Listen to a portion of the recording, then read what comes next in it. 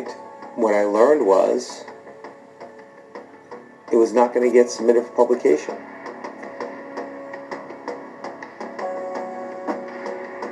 Aaron called me and said they finished the study. Only one problem. They're not going to publish it. I mean, it was everything we were afraid of. I called Dr. Zerbos and I said, can I fly out and meet you for dinner? And he agreed. I wanted to look Zerbos in the eyes and ask him, what's so damning in this study that you're afraid to publish it? I wanted to know what was in this study. I hadn't seen it.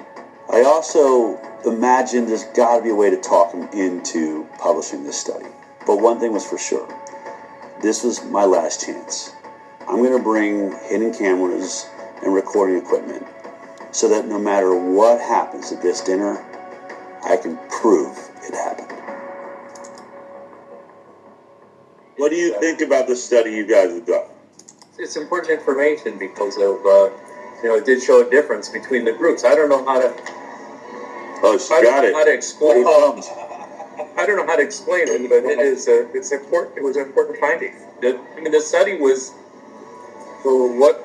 Do you find any flaws in the study? I mean, is there a way they can do the study? You can do the study better with what's there? Not that I know. No.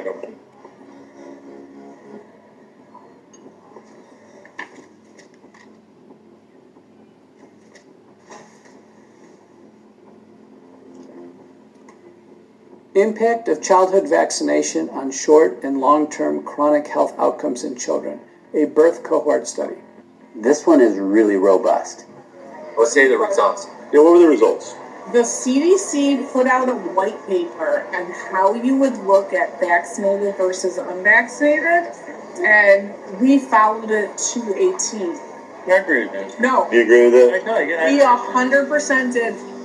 We looked at this every other way and sideways. I think this is a devastating commentary on our public health interventions, because if this is true, we are systematically making kids sick, and not just a little bit sick, very sick.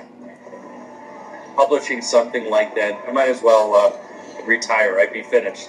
I mean, I'm just curious. What in this data makes you think it will be as catastrophic to your career as you think? What was he so afraid of? The study was a bombshell. 18,468 subjects, 1,957 of them were fully unvaccinated.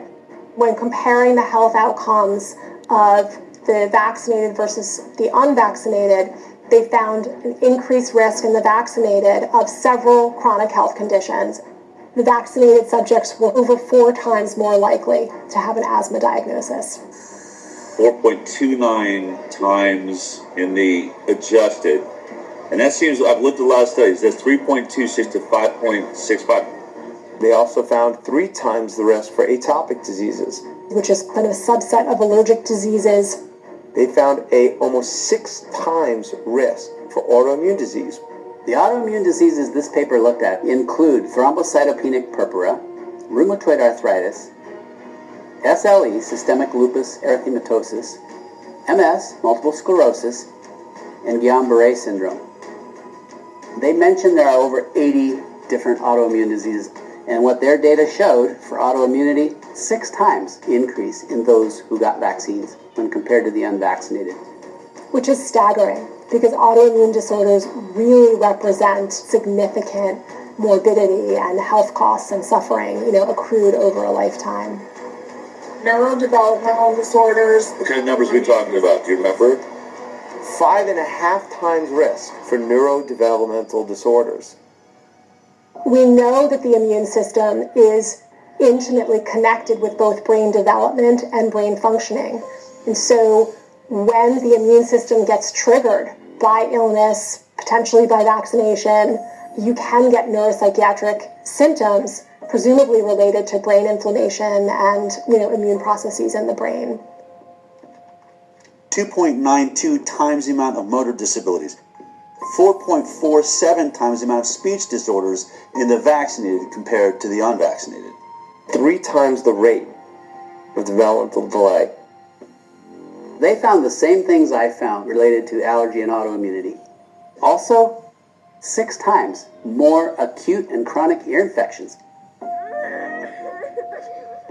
Interestingly, there were several health conditions where they couldn't even do this analysis because there were none in the unvaccinated group. The way that the mathematical formulas work, you can't have a 0 in any one group and be able to compare risk.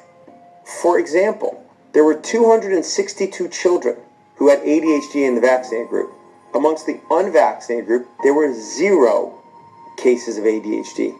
0.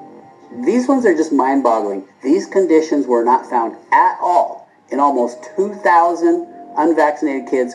0 brain dysfunction, 0 diabetes, 0 behavioral problems, 0 learning disabilities, 0 intellectual disabilities, 0 tics, and 0 other psychological disabilities in the unvaccinated.